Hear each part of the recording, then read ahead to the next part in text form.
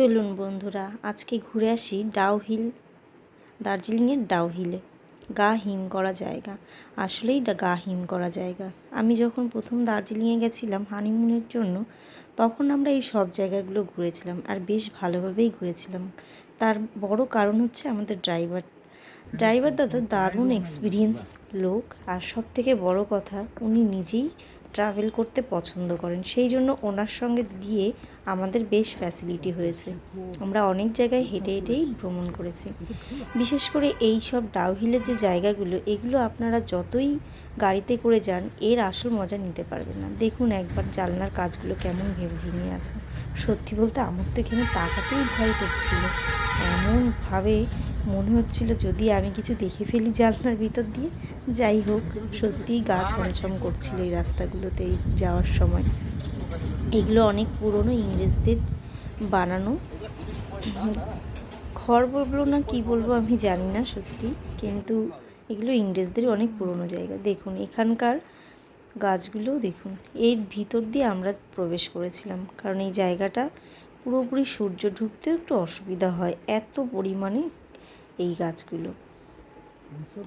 আর দার্জিলিংয়ে এসে কেউ পাইন ফরেস্ট দেখেনি এটা তো হতেই পারে না। আর পাইন ফরেস্টের মধ্যে দিয়ে গেলে আপনাদের সত্যি একটু গা ছমছম করবে, আরও যদি এরকম পরিবেশের জায়গা হয়। আসলে এই জায়গাটা যদি আপনি ভ্রমণ করতে যান, সত্যি কথা বলতে এখানে কোনো ড্রাইভারই আপনাদেরকে নিয়ে যাবে না। যেসব জায়গায় আমরা গেছিলাম কিছু কিছু ড্রাইভাররাই যাবে, যদিও এখানে আপনারা গাড়িতে গিয়ে সেই মজাটা পাবেন না, রাস্তা দিয়ে গেলে তবেই পাবেন। দেখুন আমরা এই ঘরটাতে দেখতে গেছিলাম, বিশ্বাস করুন আমার ভীষণ ভয় লেগেছিল এই ঘরটার দিকে যেতে। এটা 1989 সালের একটা বানানো কি বলে water house, filter house, sorry.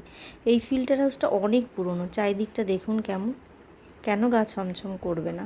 ওই যে একটা দেখছেন দূরে ঘর, ওই বাড়িটাতেও কিন্তু কেউ থাকে না, ওটা বাড়ি না আসলে, ওটাও একটা বানানো ইংরেজদেরই ঘর।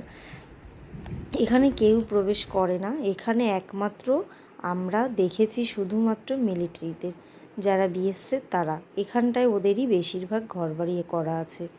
আর আমরা এইসব জায়গায় যেতে পেরেছিলাম শুধুমাত্র একটা কারণেই, রাস্তায় তখন কাজ হচ্ছিল, মাটির গাড়ি চলছিল, তাই আমাদের একজন বিএসএফই বলেছিল এই রাস্তা ধরে যাও। অন্যরা এখানে এমনিতে প্রবেশ করতে খুব একটা দিতে চান না। যাই হোক, যাওয়ার সময় সব জায়গায় ভিডিও করারও নির্দেশ ছিল না, কিছু কিছু জায়গায় আমরা ভিডিও করতে পেরেছি। আর এই পাইন ফরেস্টটা দুর্দান্ত একটা পাইন ফরেস্ট, এখানে তো কেউ ফটোশ্যুট করতেও যায় না, এদিকটা আমি যে বললাম কেউ যায় না। এই জায়গাটায় সত্যি কথা বলতে আমার নিজেরই একটু ভয় করছিল যেতে, যদি কোনো বিপদ হয়। জানি না কেউ দেখার আছে কি না। এটা কিন্তু এই সিঁড়ি ধরে অনেক নিচে চলে গেছে, অনেকটাই নিচে।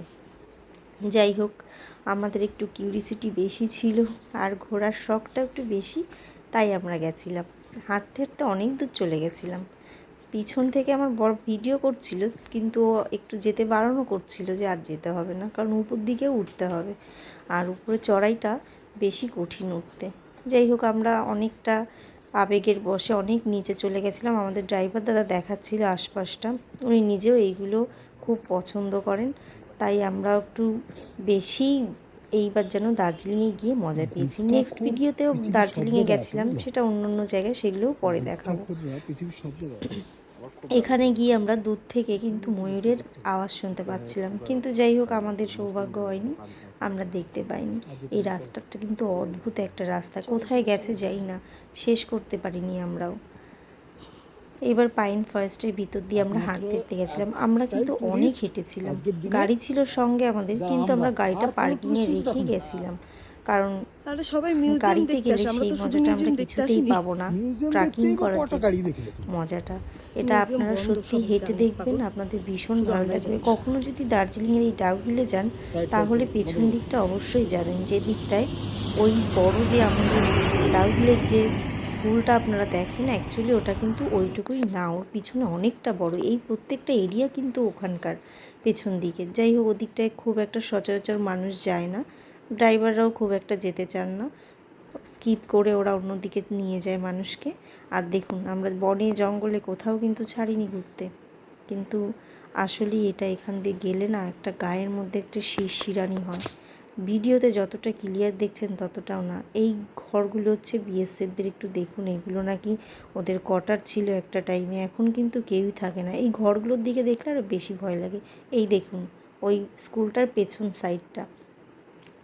আর এই যে সেই আমাদের ফিল্টার হাউস, দেখুন 1989 সালের এটা। আর এইগুলো সবই কিন্তু বিএসএফ দের কোয়ার্টার ছিল একটা সময়। কিছু কিছু ফটো রেখেছিলাম আমি আপনাদের দেখানোর জন্য। এই হচ্ছে সেই রাস্তা, যে রাস্তায় আমি নেমেছিলাম। যাই হোক, টাটা বন্ধুরা।